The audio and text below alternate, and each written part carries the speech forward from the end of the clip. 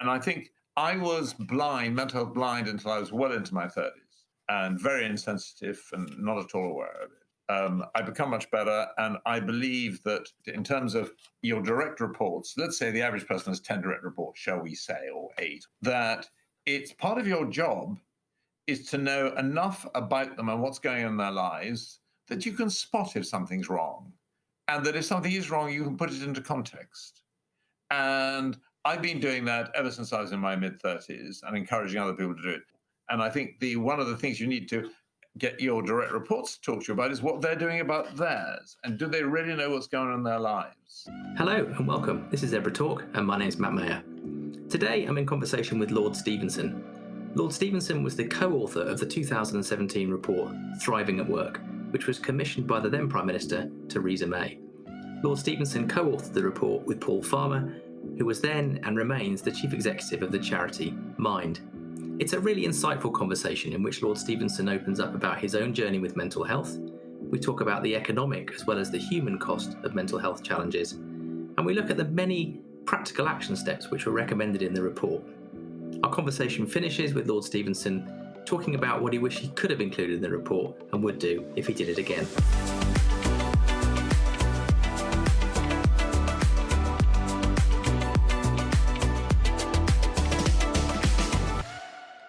Dennis, absolutely delighted to be having this conversation this morning. You're the co-author of the Thriving at Work report, and that was an independent review of how employers can better support individuals to essentially thrive and continue to thrive in their workplace.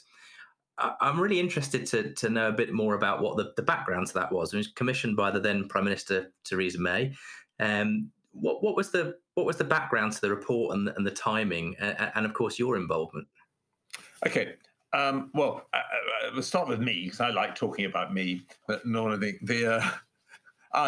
involved in this area simply because about 30 years ago, I discovered I was feeling like SHIT and discovered that I was suffering from what they call clinical depression, although there's a lack of definition of what that means. So I've got involved with it ever since and learned how to handle my own problems and became known for it. And I kind of reckoned that if I didn't talk about it, who would? Because by the time I realized it, I was really bluntly rather successful, not exactly impoverished. I had a wife who still talked to me, children who talked to me, and a lot of friends, etc. So I did talk, so it became quite well known. Anyway, so to your question, I was rung up just before Christmas. It must have been 4 years ago, 3 or 4 years ago, I can't remember, by the then head of the policy unit at Number 10 to say the Prime Minister would like me to chair a commission on mental health. So I was frightfully chuffed at this. And by the way, as a side issue, a little known fact about Theresa May is she's passionately interested in mental health. And although I hardly know her, on the basis of the 2 discussions I've had with her about it, she's very well informed.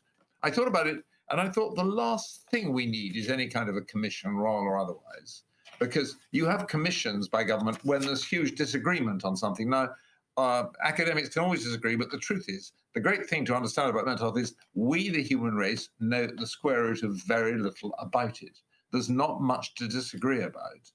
So I went back the next day and said, look, it's not such a good idea because we have a commission. It'll take 2 years. There'll be rooms full of ring binders with evidence, etc. And then I'll have to get the lowest common denominator out of about 8 or 10 human beings. Why doesn't she just commission a report? So they came back very quickly the next morning and said, okay, fine, you do it. At which point I made the one good decision of the last decade. There's about one of him. I said, fine, I'll do it so long as you ask Paul Farmer as well.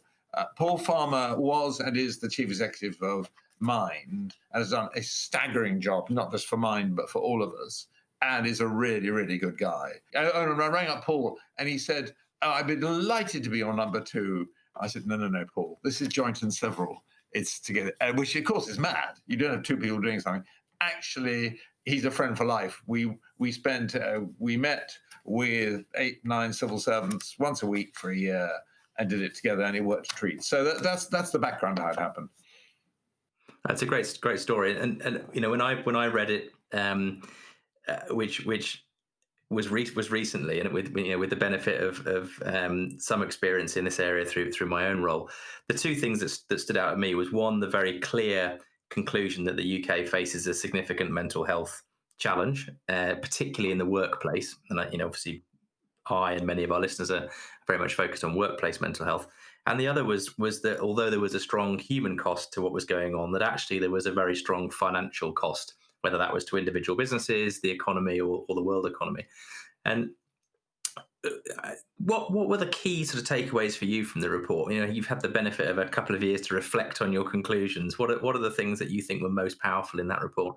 I assume we'll come on to any thoughts I have on what businesses should be doing, et cetera, et cetera. But starting way point you left, I have to say I assumed when we started that we would be producing a bleeding hearts report, saying this is all for, and in the name of humanity and decency and morality, we got to do something about it. And I hope our report is that. But we did something which, with wisdom of hindsight, thank goodness we did it. We commissioned an independent report on the extent of the problem. Now, we could have got the Government Economic Service to do it, and they were very good, by the way. But the trouble is, people wouldn't have believed it. But we commissioned Deloitte to do an independent report. And as you know, if you've read it, I'm going to, it's some years ago, but I think I can remember the facts. They did a pretty good analysis over a period of months and concluded the UK economy was losing something like £100 billion a year through mental health. And that sounds self-indulgent stuff. Most of that is tangible, identifiable expenditures. The amount of money wasted on training people who then had to leave because of mental health problems. I mean, fixed amounts of money. And it was something like, I think, £1,500 per employee, not just those who are mentally ill, was being wasted, or something astonishing sum of money. They then looked for case studies where people had invested, companies had invested in improving mental health of my employees, and they found 20, as it happened, just a round figure of 20. Every single one, and it's very rare, where someone had quantified the effect, they found a positive return on investment. And to underline the point, and because you'll have read it, but it's a wonderful thing, by wonderful chance, something like 3 weeks before the report came out, The Lancet published an article about a part of the Australian Fire Service, which talked about them investing in trying to improve the mental health, because it was a very pressurized form of employment. And they found that for every I think the exact figures were extraordinary things would come back to you, even my ripe old age. For every Aussie dollar invested, they got a $9.8 return. Now, that's extreme, but it's a really important point. This is not just a bleeding heart thing to achieve executives saying, hey, you're a good guy, you've got to do nice things. It is actually saying, this isn't self-indulgent stuff. You can actually improve the profits of your business. Do you think that ROI approach, that empirical approach, is as important to government taking the issue seriously as it is to individual businesses? I think, to be fair to our former Prime Minister, Mrs. May, definitely. She did this, and she commissioned another report on the aspects of the legal background of mental health. This is something that's close to her heart. In fact, we all know she was completely preoccupied, poor thing, with Brexit. It's about the only other thing she did. I mean, I'm exaggerating a little bit, but I would say the civil service has some of the best examples of people paying proper attention to mental health. Generally, the politicians aren't that interested. But the civil servants are. The central government's some of the best outfits in the UK. It's interesting, isn't it? Because I think so much of this comes down to individual leadership in the context in which you find yourself, and you're right, in government that ebbs and flows. Obviously, that's the nature of the system. Let me give you a simple example of this. Just come back to me. The daughter of a friend of mine works for the Home Office, and she made contact with me 3 or 4 years ago and said, "Would I come and talk to a group of people?" I did, and it was standing room only. Someone in one of their outposts in Sheffield or Leeds, one of them, had gone to their boss and said, look, a number of us have problems with mental health. Could we do something about it? And it was and this thing was incredibly impressive. I'd like to say I spoke so brilliantly that but it wasn't the case. they were so open, so honest, and they discussed their own problems in front of 50 or 60 fellow civil servants, most of them, each one individually, didn't know. It was good. So there's a lot that's good going on in central government. Yeah, and of course, one of the things that you talked about in the report was the importance of transparency, and I guess that is a good example, as well as in the Home Office. What does transparency mean to you? How can we push that transparency in organisations? Take one step back to the broader general question of to ask a question that a friend of mine asked me, and I will give you the official answer from the report, and then all of which still stands, and then I'll tell you the answer I wish I'd given him. He's a guy with several thousand people working for him, and who genuinely his motives, he wanted to make sure the people working for him led better lives and more contented. But he also had noticed the cost savings could be made. And something else that isn't in the report but should have been is, if you look at the generation, should we say, under 40, certainly under 30, they are much more literate in mental health. And in my own life, I now can think of 3 examples of people in their 20s who have taken an employment decision based on their view of how well the organization deals with mental health. Not because they've had mental health problems, but it's been one of their criteria. First, I think all organizations that have more than one person working for them should have a mental health policy/plan. Doesn't have to be more than a side of paper or a little bit on the website, but when people go, they should know what it is, and it should set out what the company's philosophy is on it, what the company will do for you with mental health problems, if you want to put your hand up, what you do, etc., etc. Second, the company should make reasonable investments, and they don't have to be big at all, in increasing mental health awareness, and to state the obvious, by just having it talked about and getting people in to talk about them. Third, and I think very important, is the way people are managed. Jeremy Haywood, who was the cabinet secretary, but sadly has died young, he was persuaded by Paul's and my work to bring in, when he was doing his annual reviews, to bring in the performance of the person the permanent secretary reporting to him, on managing the mental health and well-being of their employees. That was a criterion which would affect the outcome of the review. And furthermore, being someone who didn't like nonsense, he asked someone to draw up a set of metrics. So you are, shall we say, the permanent secretary in DWP, and you'll say, oh, we had a wonderful mental health awareness day, Jeremy, and we did this and that and that. And Jeremy would say, well, how do you explain for the fact that 5 years ago, Z% of people were putting their hands up and talking, and now it's Z-5, etc. So, I think that, and I personally, I was blind, mental health blind, until I was well into my 30s, and very insensitive and not at all aware of it. I've become much better, and I believe that in terms of your direct reports, let's say the average person has 10 direct reports, shall we say, or 8 or something, that it's part of your job is to know enough about them and what's going on in their lives that you can spot if something's wrong, and that if something is wrong, you can put it into context. And I've been doing that ever since I was in my mid-30s and encouraging other people to do it. And I think one of the things you need to get your direct reports to talk to you about is what they're doing about theirs. And do they really know what's going on in their lives? I'm a nosy, I was going to say, I use a rude word. I'm a nosy soul. But I think it is utterly irresponsible, if you're working with people, to know what's happening in their personal lives. If their marriage is in trouble, if they've got problems with a child who's ill, if da-da-da-da-da-da-da-da. Because, we work very intensively with our colleagues, and you need to know that sort of thing to be able to help. So going back to this, management is all important. You guys need to know I lost 10 years of my life because of clinical depression. a hell of a thing for the Permanent Secretary to do. Now, you are an ambitious 28-year-old pushing your way up DCMS. Is that going to make you more likely to put your hand up? You bet it is, etc.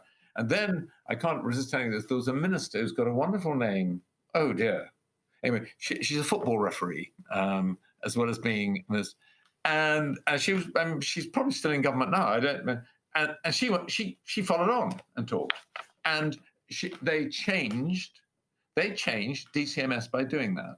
And I think so. Getting people who are credible to talk about their own mental health problems, or their husbands, or their wives, or their children's, or their friends' mental health problems, is the quickest way I know to changing the culture, and it's hugely important. I wish we put it in the report. I think that's really fascinating, because it's not that approach, that philosophy is not only relevant to mental health. I think it's relevant to so many issues and challenges that people are facing, and the whole agenda of trying to create a more inclusive work environment, I think, is about having those conversations about the challenges that people face. And we've had some fascinating conversations in our own business about challenges that women have faced returning to the workplace, that some of our Black colleagues have faced growing up in environments where they were facing prejudice from a very early age. And just surfacing and being transparent about those conversations, I think, it creates a really healthy workplace. One of the things I'm interested in, I mean, we've obviously couched this conversation in the frame of mental health, but I think a lot of organisations are talking at the moment about well-being and positive cultures more generally. I mean, do you see those as different things? Is there a spectrum between mental health and positive, healthy organisational culture, and how do those things relate to each other? Well, first, I think I said earlier on something that I think is hugely important. But no, I'm going to caveat everything I'm saying by saying the following. I shouldn't say this. I don't really know what I'm talking about, but then neither does anyone else. This is the truth of the matter. And just in case anyone takes me seriously, you might be looking at this. The truth is the human race knows very little about mental health. And there's a wonderful man called, anyway, he ran NIMH, which is the National Institute of Mental Health in America, which is the biggest expenditure on mental health, and stood down about 2 years ago. Oh yeah, it's going to come. The name will come back to me. But anyway, and I came across the other day, about a year ago, 2 years ago, he made this astonishing statement of great integrity, saying that it was 13 years of his life running it, and he'd spent, I think, $20 billion, some astonishing sum of money, on neuroscience and this and that. And he couldn't think of a single thing he developed that had helped a single patient in the clinic. And that we just got the approach wrong. That's a very extreme case. But basically, this is an area, it's a bit like cancer 50 years ago, before you were born, Matt. We didn't know much about cancer. We really didn't. There was a community of people called cancer specialists who said they did, but they didn't. We now know not that much, but we know much more. Mental health, we don't know very much. So, having said that, in our report, we make the distinction. We say, look, at any point in time, you may be thriving, you're fine. You may be struggling, or you may be ill. And the vast majority of us, 99.9% of us, are either thriving or struggling and moving between the two. A relatively small percentage of us are seriously ill with serious illnesses. Now, I can't prove that to you, but that fits with my experience. So now the word well-being has always slightly bothered me. Not least because Sally Davis, the last chief medical officer, was completely wonderful. In her, she did a report on mental health, a very, very good one, about 5 or 6 years ago, where she kind of said, if anyone talks about well-being again without giving me chapter and verse as to what it means and proper scientific proof, I'll shoot them.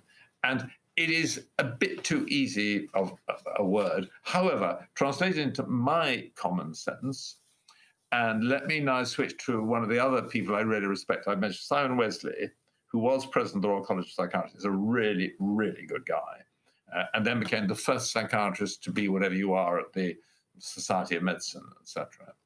And when he came to see me to talk about this work, he sat on my sofa And he said, well, I don't know why we're doing a report, Dennis. It's perfectly obvious what the answer is. I said, oh, yeah. And he pointed his finger at me. He said, it's your responsibility. By which he meant to say, are you presumably your senior partner or something, or managing director of Tenor? Well, it's your responsibility. What he was basically saying is that, yes, to be sure, for the relatively small number of people who have something which is a clinical illness, like they really can't get out of bed and they really want to throw us out of windows, or they hear voices all the time, whatever it is to be sure, that's what specialists are for. But for the rest, we've all got to become more aware of mental health, our own mental health, other people's, and get better at helping other people. That if you or I go out into the street now and stop the first person we meet and say, how's your mental health? They'll probably think we're talking about an illness. Actually, if you said, how's your physical health? They wouldn't. And I regret to say I was not brought up, nor did I bring my 4 sons up, to be aware that they had mental health just like they have physical health.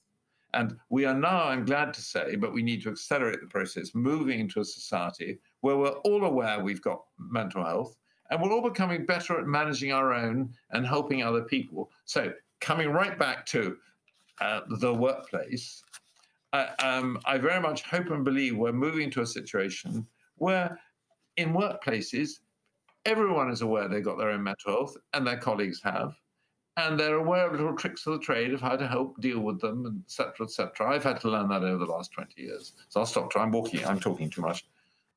No, it's perfect. I mean, I was just as you were talking, I was reflecting. I read an article this morning, and I was just reaching to see who it was by, actually, which was about your mental health 5 a day. So we've all got our head around having our physical well-being protected by having 5 a day, but it was talking about sleep and reflection and rest and all these kinds of things, and which I thought was a very, very interesting way of thinking about things. But I hear you, and I think the responsibility.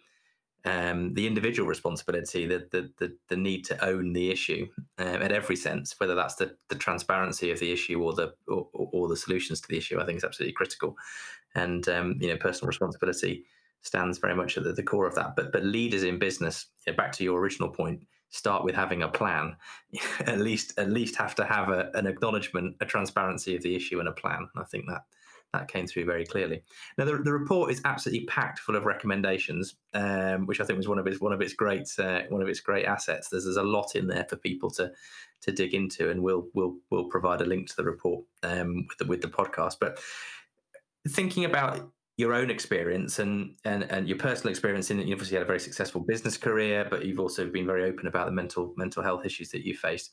What are the recommendations for businesses in particular? I mean, you talked a lot about government and public sector in the report, but thinking about businesses, what are the recommendations for businesses that you think are the critical ones? It starts at the top of businesses. It's great that you're doing this. It starts on. I mentioned Legal & General, and I better touch, but Nigel Wilson, who runs Legal & General, the chief executive, who is a rather formidable human being, he has been totally behind their move into mental health. And I don't know if he originated, but they had and have, I believe, a policy called No Red Card, which basically is saying to the employees of the business, if you put your hand up with a mental health problem, there will be no red card. We will support you, and it won't affect your career. And I know about that because they asked me to come and be part of the cabaret when they launched it. They spent a huge sum of money. They took over the conference facilities at Twickenham, and they used sport. They invited a load of sportsmen who were infinitely more interesting than I was to come and talk, and they did it properly. And then the key point, and Nigel, who I've known for a long time, he's a friend, wrote to me and asked me to do it and said he'd be launching it. So I thought Nigel would turn up at 9 o'clock and do it, and we do things throughout the day. And Nigel was there at 9 o'clock, whenever it was, stayed all day, waited to the end, and his PA or whatever person was called told me he only looked at his mobile once. This is the chief executive, one of our biggest FTSE. Now, I don't know how many people L&G employs, about 100,000 or something ridiculous. That sort of information gets around when the boss does. So, starting from the top. Second, I think I said to you, get other people, get other people to talk about it and show that it's good for you. It's a good thing to talk about it. Third, definitely spend money on, and very small sums of money, on mental health education. Fourth, definitely have a written policy as to what you'll do, including what you'll pay for and what you won't pay for.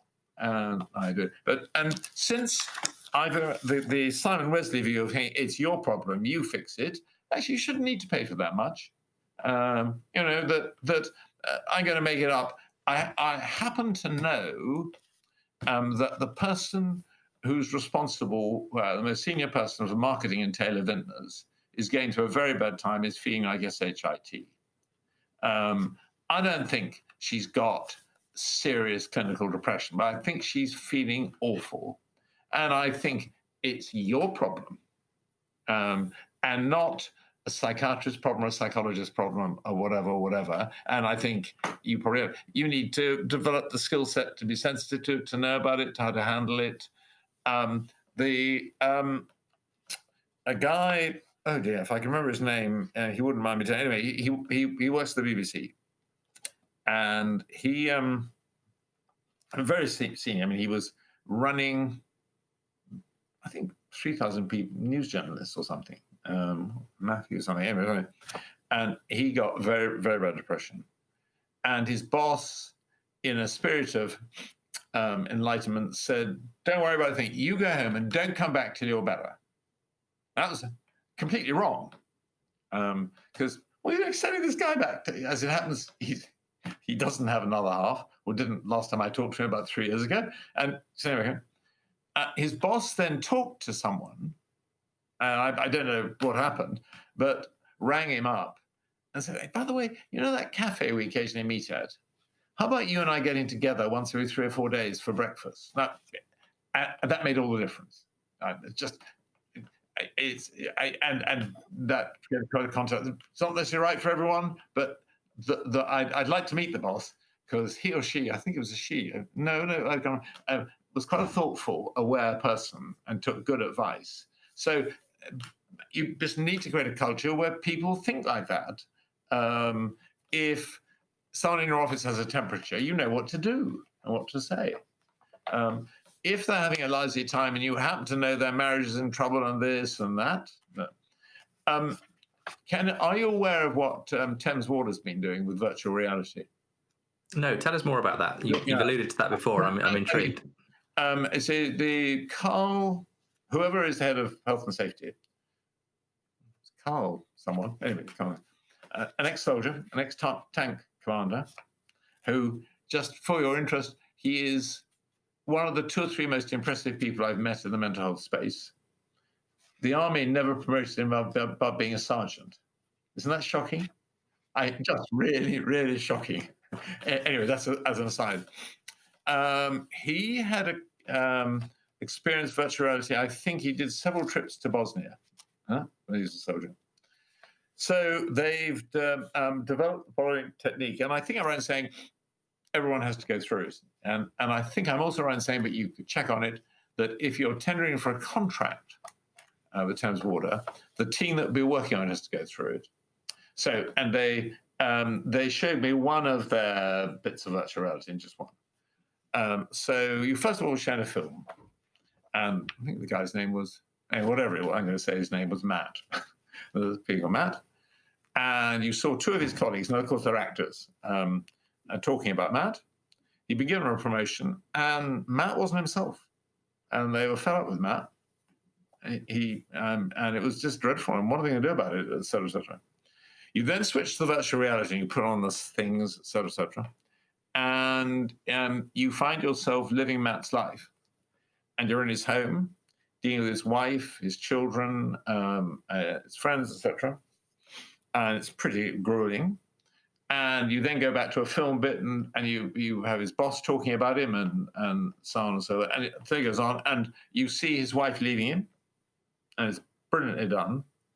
And eventually, Matt goes up a tower and is about to throw himself out of a window, and someone pulls his feet back. And I promise you, at that point, I wanted to take the things off. It was completely. You then go back to a discussion with the actors and people about how they could have noticed and what they should have done, and how other people would notice their colleagues. And I don't know about. I'm sure Taylor Vintner has brilliant first aid courses, which you all do, and I'm sure you will remember it. But I remember how to do CPR for about 3.5 minutes after a first aid course, and I don't remember anything.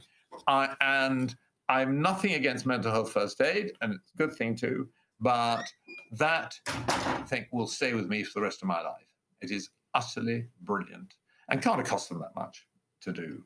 No, I mean clearly impactful, and I think it reminds me of something that there's some work that's been done at Cornell University on the psychology of leadership, and they go through an approach which is whenever you're about to jump to a negative conclusion about why someone has done something or not done something in your team, actually just take time out and write down 3 possible reasons why they might have not attended a meeting. That's really good.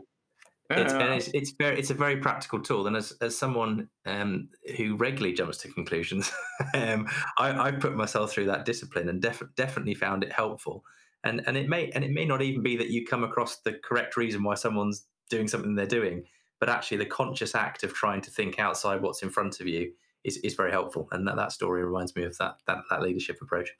Lots of people are in a different working environment where it's perhaps harder to have that peripheral vision. I mean, do you see any long-term challenges with the way we're working now and the way it looks like the working world's going, and any thoughts on how we might address that?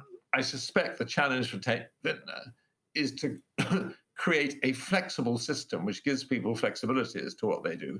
But the answer is, I don't know what the implications of all this are, except that they are. I mean, I've been within my generation, I've been quite ahead of the game on using technology, which doesn't mean to say I'm at all literate in it, by the way, but I had an email address in the early 90s, which was some of my advanced stages, quite something. And I thought I understood what was happening. I hadn't understood how much time, I'm normally in London, I'm not here, but how much time I spent going from meeting to meeting in London. I'm ridiculous, completely silly.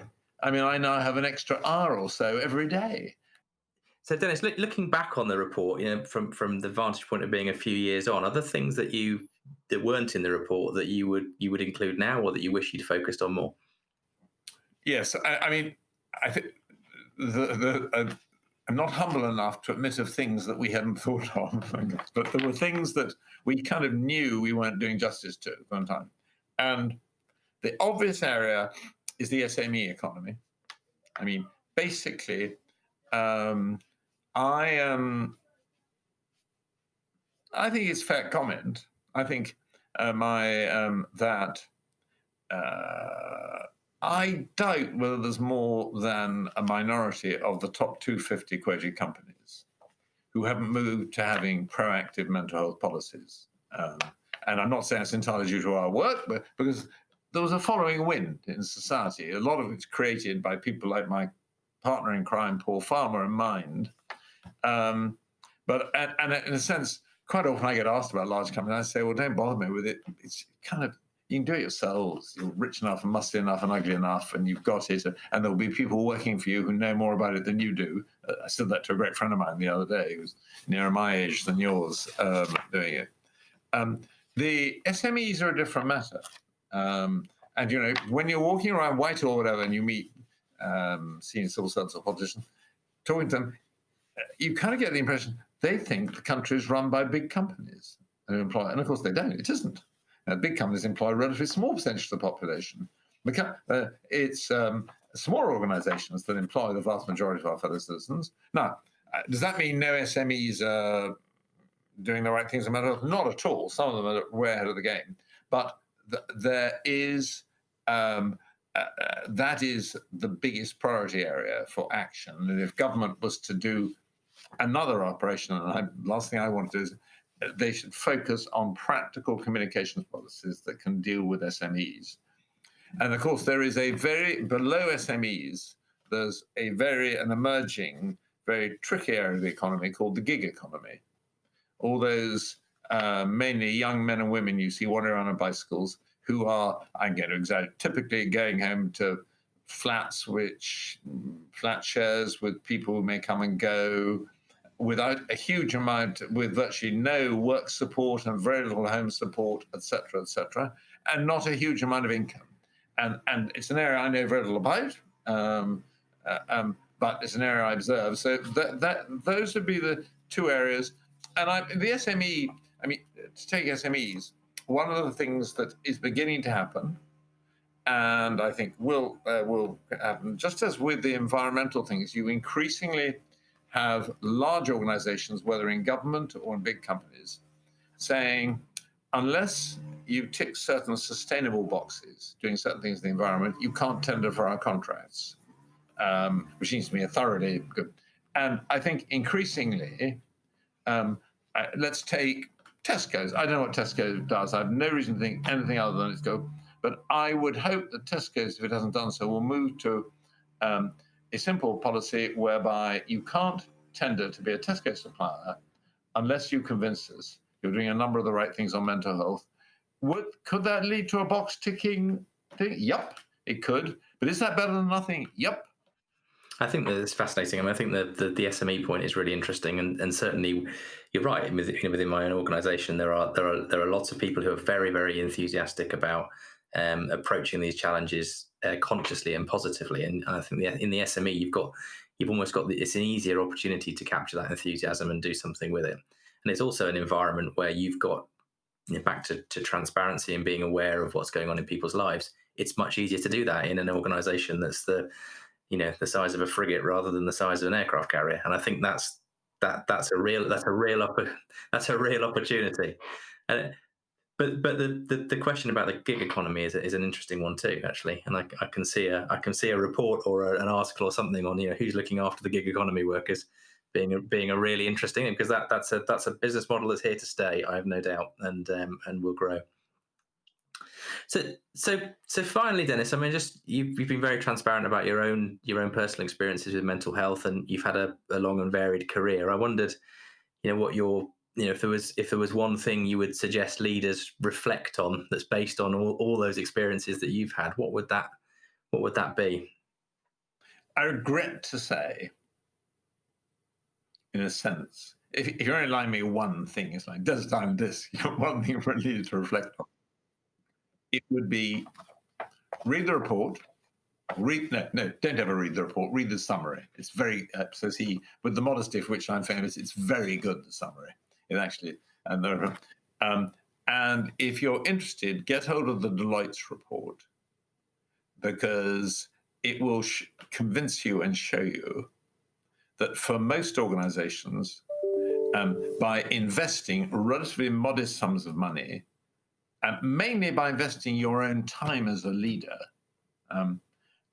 you can actually improve the financial profitability and performance of your organization. Now, of course, there are other things I want leaders to concentrate on, and I don't think leaders are nasty people who want their colleagues to be unhappy or miserable. But if I had to find one thing, this is not just a do-gooding thing. This is about making sure that you have a more productive, more profitable organization. That would be the one thing I'd ask them to concentrate on. Great. I think that provides fantastic perspective for the end of our conversation. We'll make sure that the report and the Deloitte report are available through our own channels. And just thank you very much for your time today and all the great work that you've done on this topic.